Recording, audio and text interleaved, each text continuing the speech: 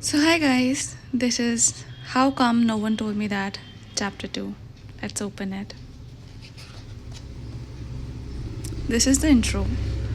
We often think happiness lies in getting the things we want, but maybe there's an important rider to that. It starts with knowing what you want. If you don't know what makes you happy, and if you don't know what you really want, happiness can become a tricky thing. You can end up wanting what everyone else wants. And why do you want it? Only because everyone else seems to want it.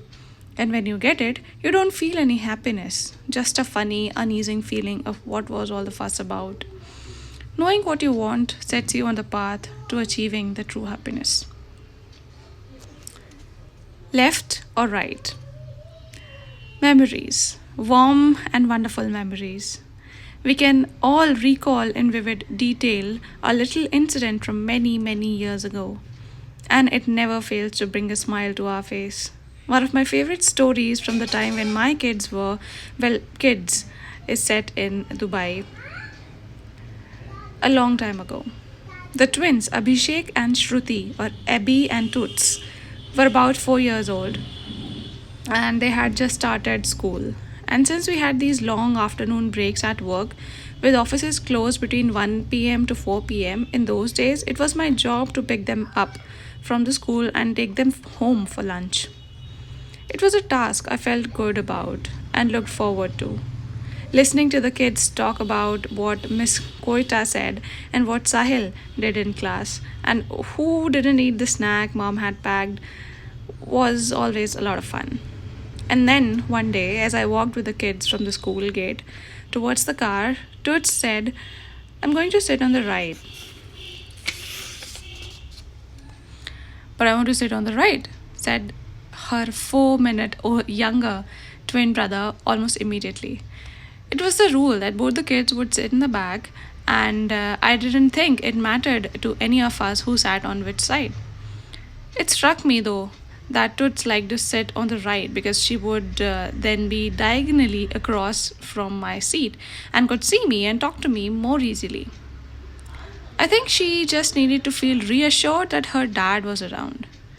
Abby, on the other hand, loved to look out of the window. He wanted to see the world around him. I think looking out also helped him find the nausea he experienced in a moving car.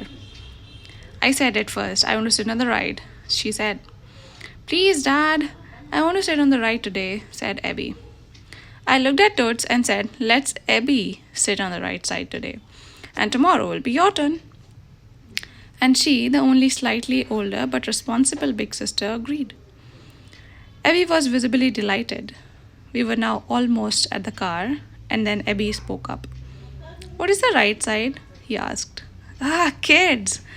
It is one of those kiddie conversations that still brings a smile. And as I think about it, I sometimes feel that there's a little Abby inside many grown up folks. We want things because other people want them. We have no idea what those things mean or what we will do with them once we get them. But we don't want to miss out. If it's something other people are clamoring for, we must have it too. Notice the streak? We don't want to let other people have their way for no reason at all. FOMO might be a new age acronym to describe fear of missing out, but the fear itself is an old one. It has been lurking around us for a long time. Next time you find yourself wanting something that someone else wants, maybe you should hear the voice inside you asking which is the right side. If you can't answer that, then you should know it doesn't matter to you. It's time to let other people make their little wishes come true. And here's the conclusion. We want things because other people want them. We have no idea what those things mean and what we will do with them once we get them. But we don't want to miss out. If it's something other people are clamoring for, we must have it too.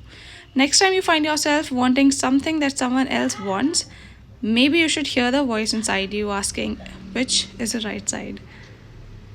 And let it go. Thank you. This was the chapter 2. See you in the chapter 3. Bye.